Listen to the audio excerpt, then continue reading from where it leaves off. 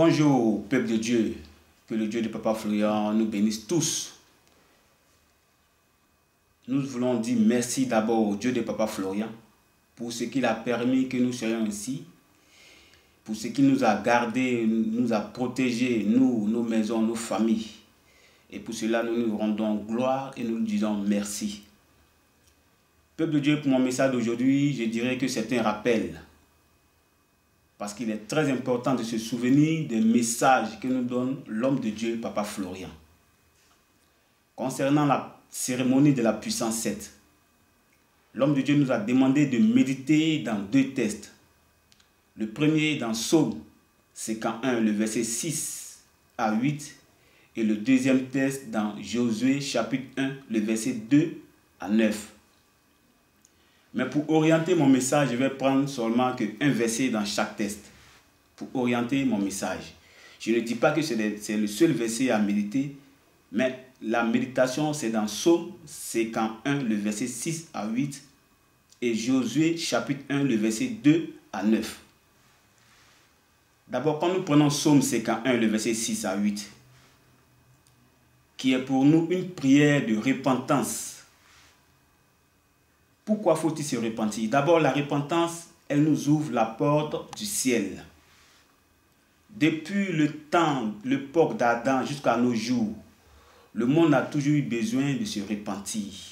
Sinon, en aucun cas, nous pouvons hériter le royaume de Dieu, car rien ne peut y demeurer dans sa présence.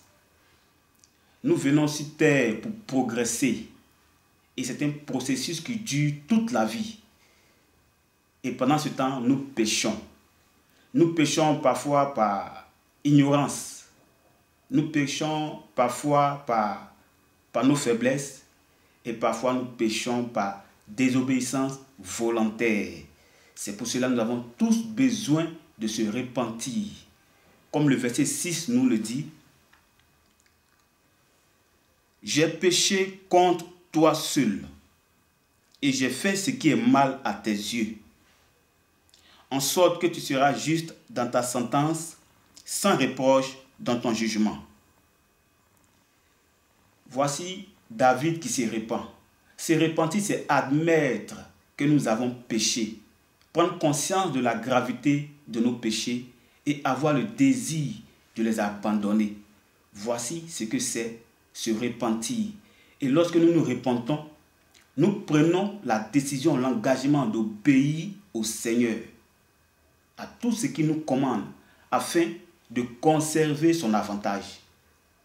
Voici pour le premier texte. Et le deuxième dans Josué chapitre 1, le verset 2 à 9. Je prends le verset 8. Le verset 8 qui nous dit « Que ce livre de la loi ne s'éloigne point de ta bouche. Médite-le jour et nuit, pour agir fidèlement selon tout ce qui est écrit, car c'est alors que tu auras du succès dans tes entreprises, c'est alors que tu réussiras. »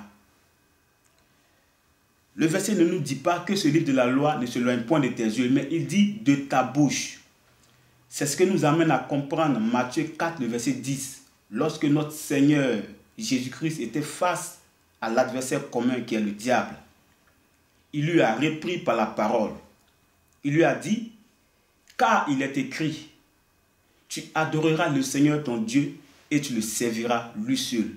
Voici ce qui signifie que ce livre de la loi ne s'éloigne point de ta bouche.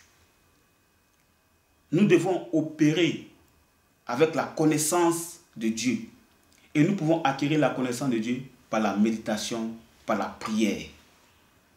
Voici ce que notre Seigneur Jésus-Christ a fait face à l'adversaire. Et de même aussi, nous aussi, face à la colère, nous devons nous souvenir d'Éphésiens 4, le verset 26, qui dit « Quand vous vous mettez en colère, ne péchez point et ne donnez pas accès au diable. » De ce passage-là, Dieu nous donne la connaissance de qui nous sommes, ce que nous possédons lorsque nous opérons dans la connaissance de Dieu. L'homme de Dieu et son Dieu veut que nous apprenions à marcher dans la connaissance de la volonté parfaite de Dieu. Aujourd'hui, beaucoup de chrétiens n'expriment pas cela parce qu'ils n'ont pas appris à marcher dans la connaissance de Dieu. Lorsque nous opérons avec la connaissance exacte et complète de Dieu, nous sommes plus que vainqueurs, nous devenons vainqueurs. Et tous nos ressources, tous nos efforts seront constamment orientés dans la bonne direction pour atteindre les résultats souhaités. Un chrétien qui n'a pas la connaissance, il est ignorant. Et il ne sait à quel moment le diable vient s'emparer de lui. Il ne sait à quel moment le diable planifie des mauvais desseins contre sa vie. La connaissance, elle nous rend maîtres. C'est pour cela, peuple de Dieu, dans nos prières, nous devons demander à Dieu de nous remplir d'intelligence et de sagesse dans la connaissance de sa volonté pour surmonter tous les défis.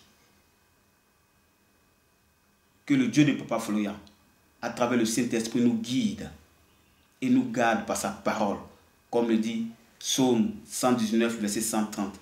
La révélation de ta parole est claire. Soyons tous éclairés par la parole et marchons dans la parole pour triompher contre les œuvres des ténèbres. Que le Dieu de Papa Florian nous bénisse tous. Au nom de Jésus. Bon culte à tout le monde. Amen.